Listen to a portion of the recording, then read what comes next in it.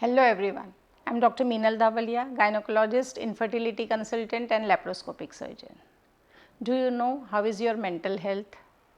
क्या कभी आपको एंग्जाइटी या यू फील लोनली या आपको पता है कि how you should care about your mental health? Mental health issues are counted as a stigma in our society. जैसे हम हमारी फ़िज़िकल हेल्थ की का केयर करते हैं, जैसे हम एक्सरसाइजेस करते हैं, जैसे हम हमारी बॉडी का फ़िज़िकल हेल्थ का ध्यान रखते हैं, are we giving that much importance to our mental health? नहीं, मोस्ट ऑफ द टाइम हमें पता ही नहीं होता है कि how we have to take care of our mental health. कभी कभी हमें बहुत ज़्यादा एंग्जाइटी होती है, we sort of have depression, but हमें लगता है ये नॉर्मल चीज़ें हैं. This is a part of your mental health. जैसे आप अपनी फ़िज़िकल हेल्थ का ध्यान रखते हैं, वैसे ही बल्कि उससे भी ज़्यादा आपने अपनी मेंटल हेल्थ का ध्यान रखना चाहिए. And now is the time to know everything about mental health. तो कुछ बहुत सारे मिथ्स है मेंटल हेल्थ के बारे में which I want to discuss with you and I want to tell you the fact about the mental health. एक बहुत ज़्यादा इम्पॉर्टेंट चीज़ है जो यंगस्टर स्पेशली एडोलेसेंस के बारे में कही जाती है कि उन्हें जो मूड्स, अरे उन्हें तो सिर्फ मूड स्विंग्स हो रहे हैं and that is because of the hormonal changes जो उन्हें एडोलेसेंस में हो रहे हैं, या फिर ये एक अटेंशन सीकिंग बिहेवियर है. सो दैट्स राइट कि एडोलेसेंस में हार्मोनल चेंजेस की वजह से बहुत ज़्यादा मूड स्विंग्स होते हैं एंड थोड़े से, but most of the time you just can't say कि ये कुछ टेंट्रम है या अटेंशन सीकिंग बिहेवियर है, बिकॉज यही टाइम होता है जब adolescence girls and boys faces so many things in their life. मतलब देयर बॉडी इज़ चेंजिंग, थोड़ा बॉडी शेमिंग भी होता है, देर थोड़े उनके हेल्थ के इश्यूज़ रहते हैं, देन देयर परफॉर्मेंस प्रेशर होता है, they are struggling with so many things. और ऐसे टाइम में यू जस्ट कांट से कि अगर उन्हें एंग्शियस हो रहे हैं, they are feeling aloof, they are not talking too much जैसे वो रूटीनली करते हैं, तो एक्नॉलेज करिए कि ये एक प्रॉब्लम है, ये एक मेंटल हेल्थ प्रॉब्लम है. उसे इग्नोर मत करिए ये कह के कि ये एडोलेसेंस के प्रॉब्लम है या अटेंशन सीकिंग बिहेवियर है, ये ठीक हो जाएगा. Because 14% of the world's adolescents kids are suffering from the mental health issue, and it's a fourth leading cause of suicide in the adolescence age group of 15 to 19. So this is the time we have to find out कि why our adolescents are struggling with the mental health issues. क्या हमने करना चाहिए जिससे उनकी mental health improve हो सके. they should keep talking about their problems. हमें उन्हें ये कहकर कि ये adolescence के problem है या mood swings है, बिल्कुल भी ignore नहीं करना चाहिए. ये problem अगर आप timely diagnose नहीं करोगे तो आगे जाके दे लैंड इनटू अ डिप्रेशन. सो इसका राइट टाइम पे एक्नॉलेज करना बहुत ज़्यादा ज़रूरी होता है. नाउ मेंटल हेल्थ के बारे में ये भी कहा जाता है कि यू कांट प्रिवेंट डिप्रेशन और एंग्जाइटी. कोई ऐसी चीज़ें नहीं है जिससे करके आपको फ्यूचर में नहीं होगा, अगर वो होना है तो हो ही जाता है. तो this is not right. There are so many things you can do from the early age. आप अपनी सोशल स्किल्स को स्ट्रेंथन कर सकते हैं, कुछ इमोशनल स्किल्स को इम्प्रूव कर सकते हैं, आपके फैमिली रिलेशंस को आप नर्चर कर सकते हो, और ये सब चीज़ें आपकी मेंटल हेल्थ को काफ़ी इम्प्रूव करती है. लाइक अगर आप जो कम्युनिटी में रहते हो, अगर आप वो कम्युनिटी के साथ में किसी के साथ में कम्युनिटी के साथ में वर्क कर रहे हो, group of people you are working with, या आप एक्सरसाइज कर रहे हो तो आप एक ग्रुप में एक्सरसाइज कर रहे हो, या आपका एक रूटीन है जिसमें आप लोगों के साथ मिलकर ब्रीदिंग एक्सरसाइज कर रहे हो, डांस कर रहे हो, कुछ भी चीज़ें जो आप ग्रुप एक्टिविटी में कर रहे हो वो आपकी मेंटल हेल्थ के लिए बहुत ज़्यादा अच्छा है. सेकेंडली, आपके फैमिली रिलेशंस कैसे हैं, आपकी फैमिली के टाइज को आप शुरुआत से स्ट्रॉन्ग रखिए. जैसा मैंने बताया कि if you think any person in your family is getting aloof या वो उनका कुछ चेंज लग रहा है आपको बिहेवियर में, तो वो भी एक साइन होती है कि जो फ्यूचर में जाकर मेंटल हेल्थ के बड़े प्रॉब्लम में लैंड हो सकता है. तो अगर आप बचपन से उनमें वो स्किल्स रखोगे, उन्हें शुरुआत से they will do the breathing exercises, group association में अगर वो काम कर रहे हैं, अगर वो अपनी कम्युनिटी के लिए काम कर रहे हैं, अगर वो अपने NGOs के लिए काम कर रहे हैं, there are so many thing जिससे आपकी मेंटल हेल्थ इम्प्रूव हो सकती है और डेफिनेटली आप उसको प्रिवेंट कर सकते हो. for any reason, if you think your boy or girl is not the same as before or showing some sign of restlessness या anxiety, तो this is the time कि you have to talk to them or take them to the counselor. एक और चीज़ें कही जाती है कि जिनका विल पावर बहुत वीक होता है उन्हें ही मेंटल हेल्थ का प्रॉब्लम होता है.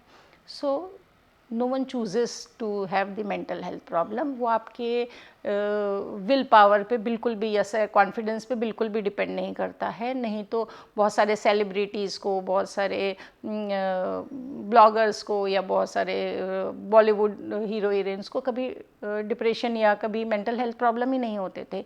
So it does not depend on your confidence level या आपके विल पावर पे, वो बिल्कुल भी डिपेंड नहीं करता है. This is not the thing you choose your self. ये हो जाता है कुछ चीज़ों की वजह से, बट उसमें सबसे ज़्यादा ज़रूरी क्या है कि आप you ask for the support. Asking for the support and taking a counsellor's help वो बताता है कि आप एक सही डायरेक्शन में जा रहे हो. And it require a lot of strength and lot of will power to say that कि you are not feeling good, you want to take a counsellor help. वो ज़्यादा ज़रूरी है आपके लिए.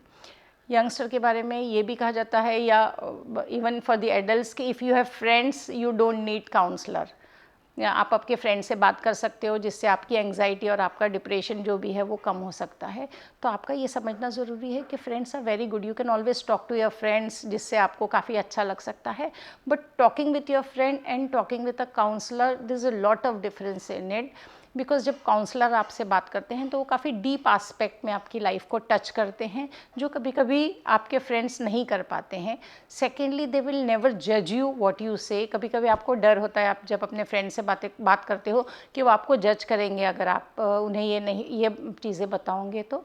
सो there is a lot of difference between taking a counselling from your friends और counsellor. आप definitely अपने फ्रेंड से आपको कुछ भी प्रॉब्लम है तो अपने फ्रेंड से डिस्कस करिए, but at the same time don't hesitate taking a help from a counsellor. वो आपको ज़्यादा स्ट्रक्चर्ड वे में आपको हेल्प कर सकते हैं ये प्रॉब्लम से निकलने के लिए. एक बहुत बड़ी चीज़ कही जाती है कि मोस्ट ऑफ द टाइम जिन्हें मेंटल हेल्थ प्रॉब्लम है दे कैन नॉट वर्क.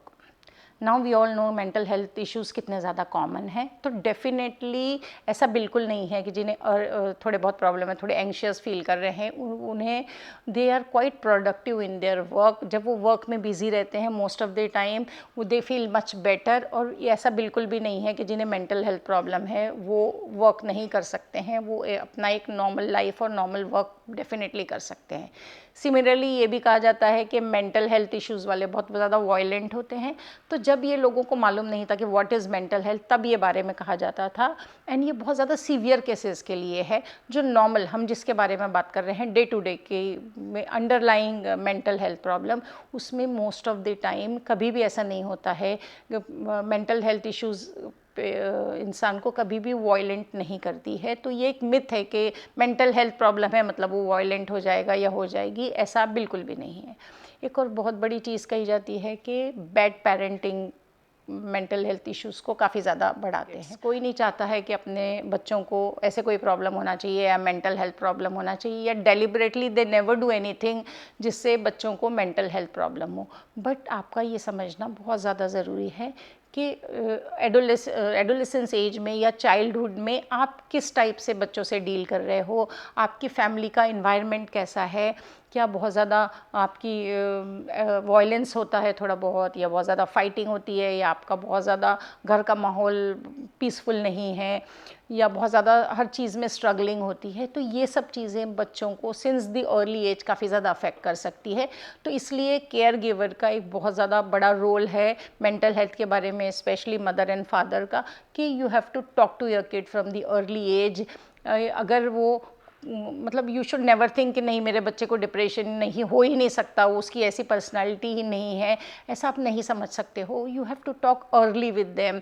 उन्हें क्या प्रॉब्लम हो रहा है, एंड जस्ट उन्हें एडवाइस मत दे दीजिए इमीडिएटली, अच्छा ऐसा कर लो, अच्छा ब्रीदिंग कर लो, अच्छा बाहर जाओ, अच्छा फ्रेंड से बात करो. No, you have to really listen to them कि उन्हें क्या हो रहा है, वो क्या फील कर रहे हैं, किस वजह से उन्हें ये प्रॉब्लम हो रहे हैं. तो अगर पेरेंट्स अर्लीस्ट एज से बच्चों को काफ़ी हेल्प करते हैं और काफ़ी इमोशनल सपोर्ट देते हैं, तो जब भी उन्हें थोड़ा भी मेंटल इश्यूज़ लगते हैं, लाइक थोड़े वो एंग्शियस फील करते हैं, थोड़े वो डिप्रेस फील करते हैं, they don't hesitate in talking with you, and you should never hesitate taking your kid to a counsellor, ताकि हमको पता चले कि उनकी मेंटल हेल्थ में कोई इश्यूज़ है क्या, जो टाइमली आप डायग्नोस कर सकते हो। तो जैसा मैंने बताया, जैसे हम फिज़िकल हेल्थ का हमारी ध्यान रखते हैं, जैसे हमारी एक्सरसाइजेस करते हैं, जैसे हमारे डाइट का ध्यान रखते हैं, वैसे ही बल्कि उससे भी ज़्यादा हमें अपनी मेंटल हेल्थ की तरफ ध्यान देना चाहिए। Thank you so much for watching.